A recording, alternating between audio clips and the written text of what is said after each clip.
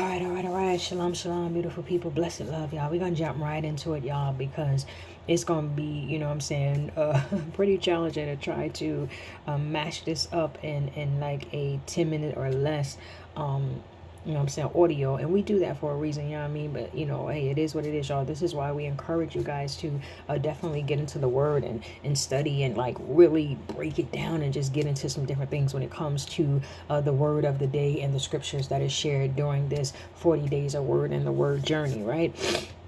So let us go ahead and jump right into it, y'all. We are in day 28 of 40 days of word and the word. Hallelujah. All right, y'all. And the word or phrase of today is Yah will.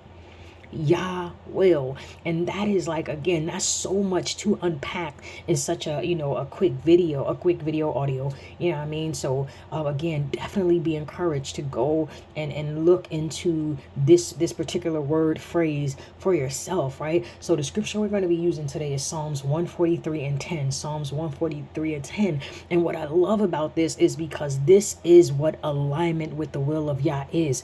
This is what it is, right? A lot of times we get so caught up in what we want or how we feel like we want to serve or represent Yah, but it's not about that.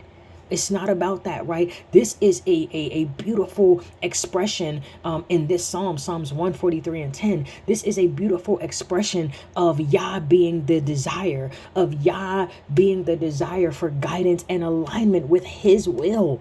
It's like legit a request for his divine teaching and direction, right? In his truth, his will, his way. And again, just a lot of times I think, we as a people, as a nation, as believers, that we get caught up in a lot of what we want to do, if you will, right? How we want to do it, how we going to speak, how we going to teach, who we going to connect with and align with, right? And we forget that it is the will of the Most High that even has us at a point in our lives where we are serving him. You know what I'm saying? Like, it's because of the righteousness and the holiness and the goodness of the Most High that we are even allowed to serve him in this time. Right now, like this present moment, right now, you, me, we, us, whoever is listening across the four corners of this earth is seeking the Most High, is drawing near to him, is having that relationship with him that has now brought us to a place where we desire his will and to be in full alignment with that will. And only the Most High can teach us that, right? Now, don't get it twisted, because this is not to say like, I know there's a doctrine going on where people are like, you don't need no teacher or you don't need nobody.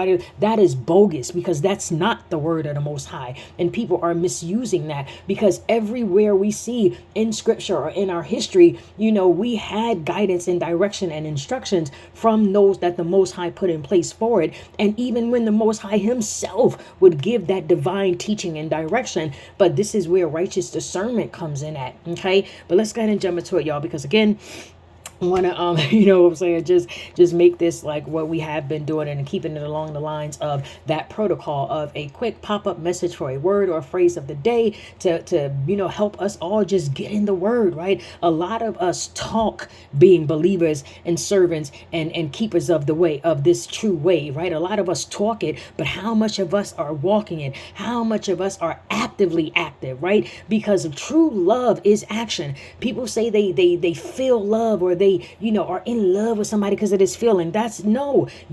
People are in love with the action that a person did to give them that feeling, right? So the feeling is a byproduct of an action that someone did. So we must take this same stance, if you will, with the Most High. We must take the same stance with the Most High. We show the Most High we love him by our actions, by our servitude, and by doing his will. His will, right? All right, y'all. So let's jump into a Psalms 143 and 10. Psalms 143 and 10. And again, like y'all, let's just get into it. Praise Yah. So it says, teach me to do your will. Teach me to do your will. So it's another thing, like people are like, they have turned, well, the Most High told me so and so, or the Ruach HaKodesh, or the set apart spirit told me so and so, or like it's like a catchphrase almost now. And it's like, let your actions say what the Most High said. Let your actions say what the Most High has led you, or or just even just phrasing it different, where people kind of like how many did in the scriptures. They would say, they got this from the Most High, but it came to pass, and it showed, and it was their actions, etc. Right? So not to go too far. Just again, we have to be careful with the way we speak, especially when we are putting the Most High name on something, especially when we are saying that His Ruach HaKodesh, His set apart spirit, has said something to us or taught us something. Like, we got to be very careful of that, right? So it says, teach me to do your will, for you are my power.